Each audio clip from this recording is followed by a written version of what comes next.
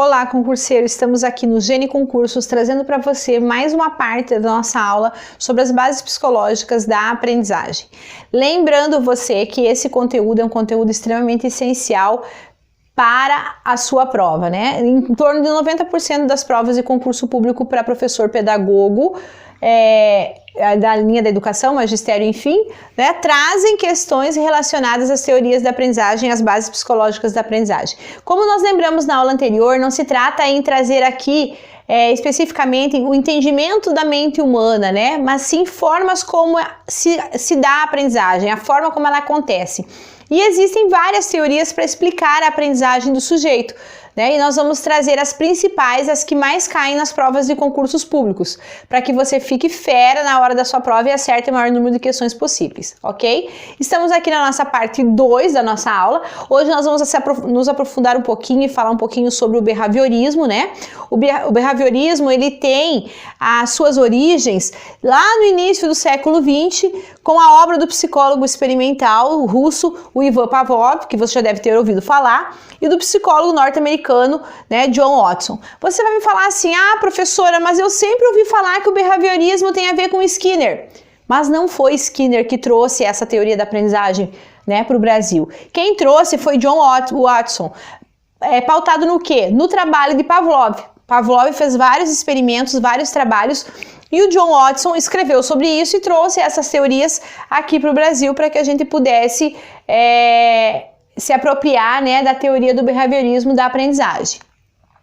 Então, né, como que o John Watson, ele entendia e ele ficou muito famoso por uma fala, por um escrito que ele fez dentro dos seus documentos, que diz o seguinte: dê-me uma dúzia de crianças saudáveis, bem formadas, e o meu próprio mundo especificado para criá-los, e eu vou garantir tomar qualquer uma ao acaso e treiná-lo para se transformar em qualquer tipo de especialista que eu selecione. Um advogado, um médico, um artista, um comerciante-chefe. E sim, mesmo um mendigo, um ladrão, independente dos seus talentos, inclinações, tendências, habilidades, vocações, raça e de seus antepassados. John Watson disse isso e ficou famoso por isso, né? Então essa é uma das falas, um dos conceitos que ele traz sobre o behaviorismo que ficou mais conhecido mundialmente, né? Ele diz que se der para ele qualquer criança que for saudável, que for bem formada, ele vai conseguir transformá-la em qualquer coisa que ele desejar, né? Dependendo do behaviorismo, da teoria que estimula a questão, né, do estímulo e da resposta. Então ele vai fazer com que essa criança dê respostas para ele a partir dos estímulos que ele vai fazer com que essa criança tenha, tá? Então ele diz que ele pode transformar uma criança em qualquer profissional, qualquer especialista bom naquilo que faz, desde que ele aplique a teoria da aprendizagem do behaviorismo. Ao refinar e expandir os estudos e resultados behavioristas, o professor, né, no caso Skinner, que nós vimos antes, se tornou a força direcionadora por trás da expansão do behaviorismo na cultura norte-americana moderna. Então aqui entrou o Skinner. O Skinner trouxe para a educação vários experimentos com animais, inclusive com ratos, com cachorros, em relação a estímulos-respostas, né? Como que esses animais se portavam a determinados estímulos e quais eram as respostas que eles davam. E Skinner também testou os estímulos que não eram tão positivos para que esses animais parassem de dar aquelas respostas que eram indesejadas. E aí ele colocou isso como se funcionasse exatamente da mesma forma com os sujeitos, com as crianças, com os adolescentes e com os adultos, né?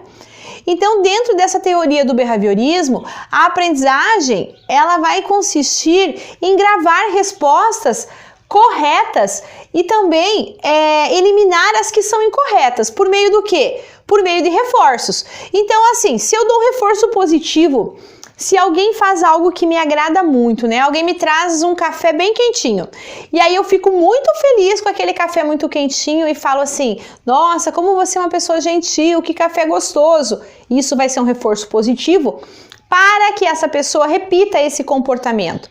né? Eu dei um reforço positivo. Agora, se eu falar assim, o café está horrível, eu não gosto de café, está amargo, você não deveria ter me trazido café, eu vou estar dando um reforço negativo para fazer com que esse comportamento ele desapareça, que a pessoa pare de trazer o café, tá? O processo, então, vai ser de introduzir um reforço positivo imediatamente após uma resposta condicionada. Uma resposta que eu desejo que aquela pessoa me dê, que aquele sujeito me dê aquela resposta. Logo após aquela resposta, de acordo com a que eu desejo, e eu dou um reforço positivo, a aprendizagem vai se solidificar, segundo a teoria do behaviorismo.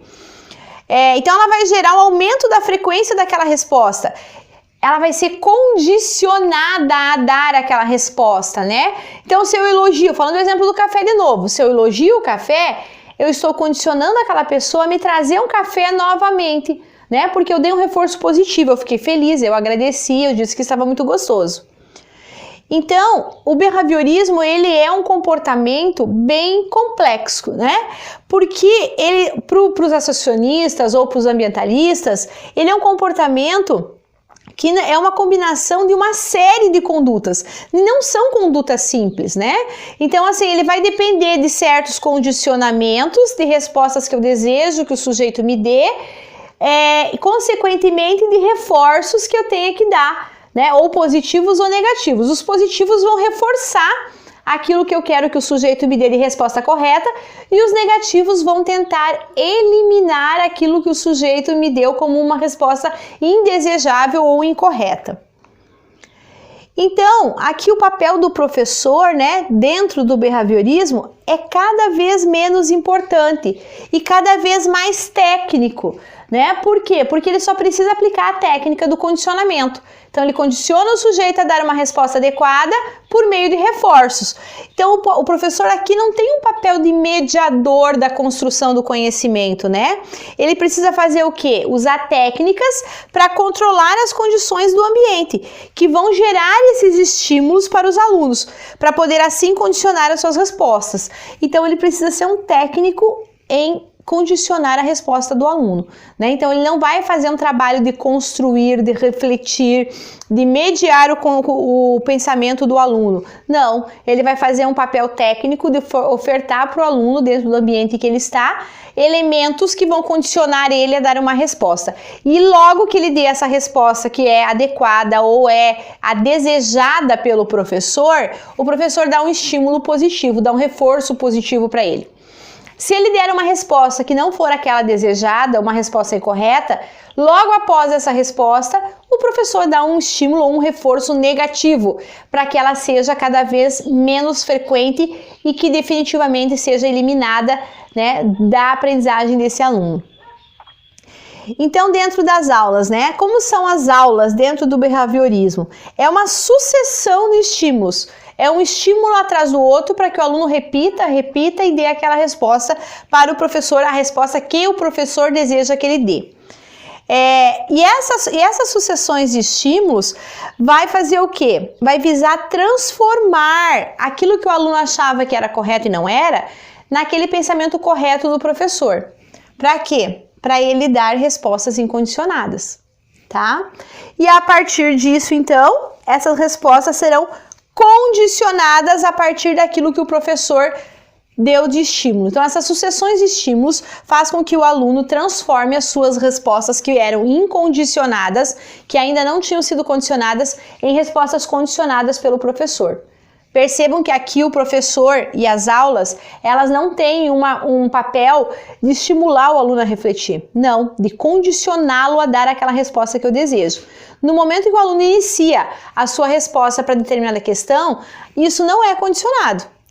Mas os estímulos que o professor dá, eles são tão intensos e tão frequentes que faz com que essas respostas acabam sendo condicionadas e o aluno sempre na mesma situação vai dar a mesma resposta que ele foi condicionado a dar, né? Poderíamos quase chamar isso de manipulação de respostas, né?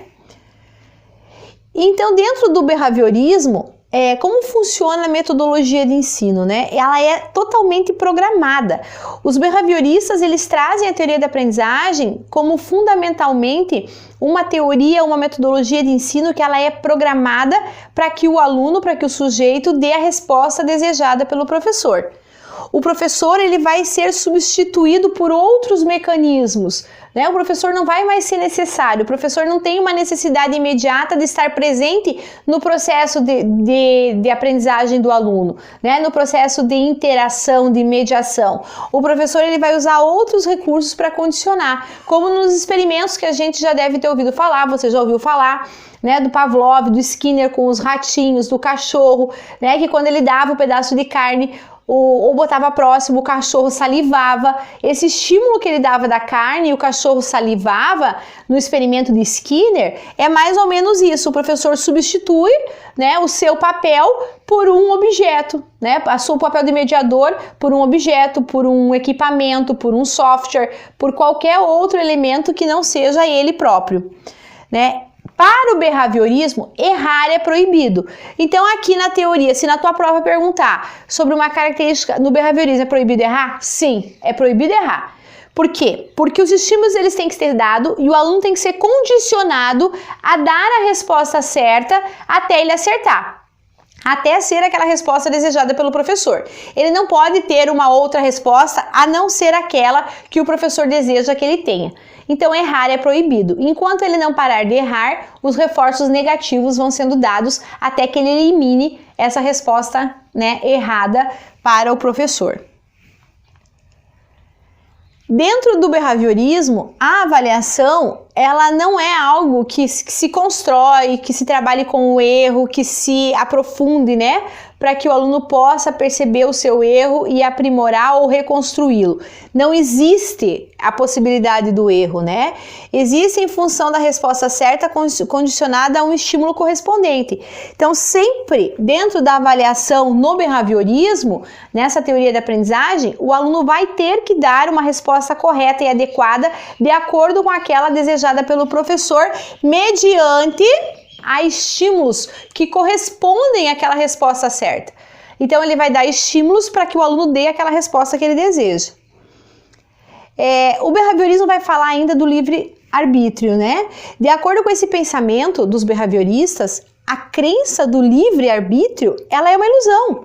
Na verdade, não existe. Dentro da teoria de aprendizagem do livre-arbítrio, não existe essa possibilidade, né, de você ser livre para construir a sua resposta, para refletir, para dar. Na verdade, isso é um mito, né? Por quê? Porque se eu sou condicionado a dar uma resposta que o meu professor deseja, eu não tenho o livre arbítrio de pensar sobre aquilo e responder da forma como eu desejo, e como eu interpreto e como eu entendo aquela questão, né? Então, não existe isso, né? Cabe ressaltar e destacar que, de maneira contraditória, o existencialismo educacional, né, que fala da questão da existência, que é uma outra teoria, ela vai se basear na noção de que nós possuímos esse livre-arbítrio para modelar a nossa natureza mais íntima, né? Então, assim, aquilo que a gente nasce livre para se tornar o que deseja.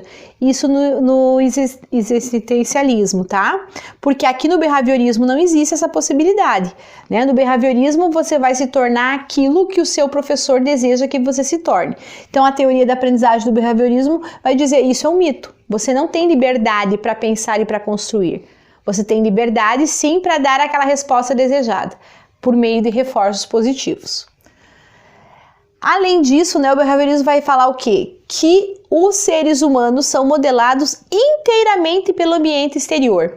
Então, o ambiente para o behaviorismo é extremamente importante, porque o ambiente vai fornecer esse condicionamento a qual o professor quer levar o aluno a dar a resposta. É por meio do ambiente, dos estímulos que o ambiente proporciona, do lugar em que o sujeito está, que vai fazer com que ele dê a resposta certa, né, para determinadas questões. Se o ambiente for alterado de uma pessoa, você vai alterar os pensamentos dessa pessoa, os sentimentos e o comportamento dela, né? Isso é um princípio, uma corrente que já vem lá do materialismo histórico, né? Então, assim, se eu mudo o ambiente que a pessoa está, né, o lugar em que ela vive, as condições que ela vive, eu estou mudando o pensamento dela. E isso também é uma linha de pensamento do behaviorismo. Por isso que o ambiente para o behaviorismo é extremamente importante. Então, o behaviorismo, ele também vai ter uma natureza humana. Para os behavioristas, essa natureza humana, ela não é nem boa e não é nem má, mas ela simplesmente é um produto do meio, né, do ambiente em que o sujeito vive. essa natureza, não existe assim um sujeito que ele nasce bom, né, ou nasce mal, não. Ele é fruto do ambiente que ele está. Então, se esse ambiente não é um ambiente propício para que o sujeito seja um sujeito bom, ele vai ser um sujeito mau. Se ele é um ambiente propício para ele não ser um sujeito bom, ele vai ser um sujeito bom. Então, os ambientes, segundo os behavioristas, eles são defeituosos e eles são responsáveis pelas coisas ruins que as pessoas fazem a si mesmas ou até as outras pessoas, né? Então, para os behavioristas, essa natureza humana de bom ou má não existe. Ela é construída a partir do ambiente em que o sujeito está inserido. O behaviorismo também vai ter um conceito da apreciação estética.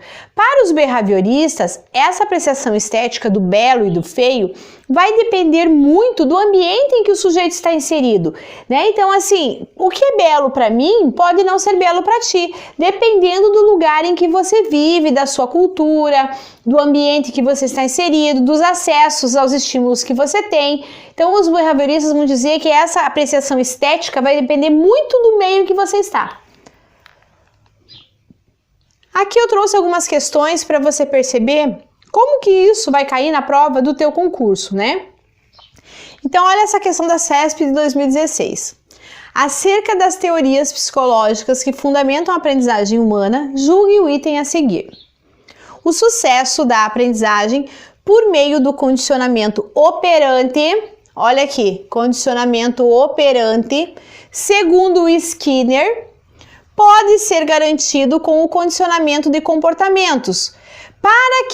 Para ele, a palavra-chave é o reforçamento, o qual é oferecido após uma resposta e pode ser positivo ou negativo, de modo que o reforço positivo aumenta a probabilidade da resposta e o reforço negativo diminui essa probabilidade. Sim, né? Se a gente olhar aqui, para Skinner, essa palavra-chave do reforçamento, ela pode ser negativa ou positiva e ela pode fazer com que o sujeito me dê a resposta, se eu der um reforço positivo, uma resposta correta, ou uma resposta que eu quero eliminar, eu dou um reforço negativo. Mas essa questão, será que ela está totalmente correta? O sucesso da aprendizagem por meio do condicionamento operante, segundo Skinner, pode ser garantido com o condicionamento e comportamento. Não necessariamente. Não é por condicionar o comportamento do sujeito que ele vai ter um condicionamento operante. Para ele, o que vai condicionar o comportamento do sujeito são os estímulos, né? São os reforços.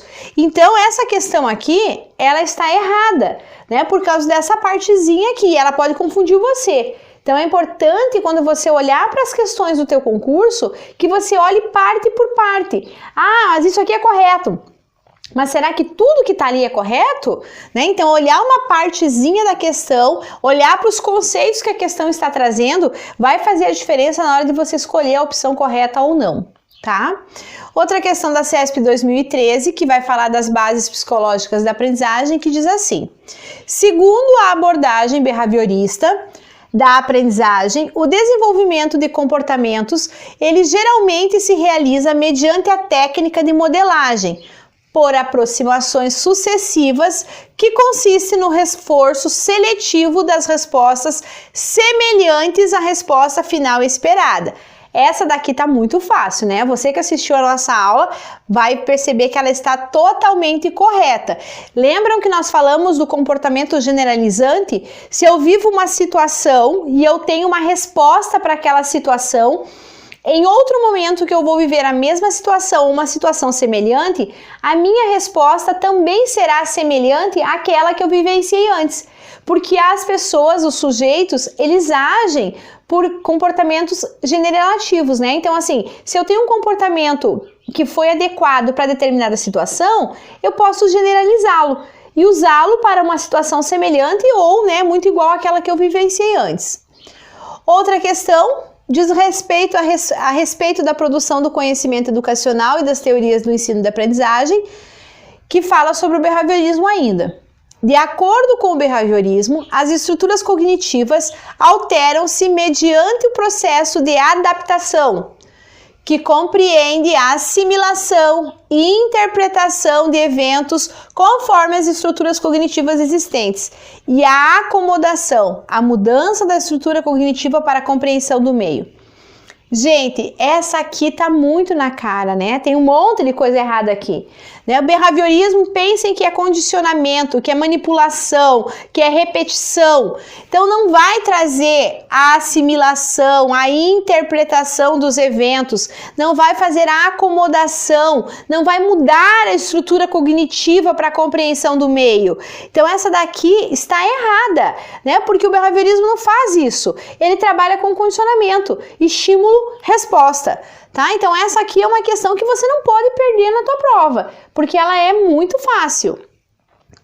Nós ficamos por aqui, né? Essas são algumas questões, alguns conceitos, alguns princípios principais que caem na maior parte das provas dos concursos para professores e pedagogos, que fala sobre os aspectos e os princípios e as características da teoria da aprendizagem do behaviorismo. Bons estudos para você e até a próxima!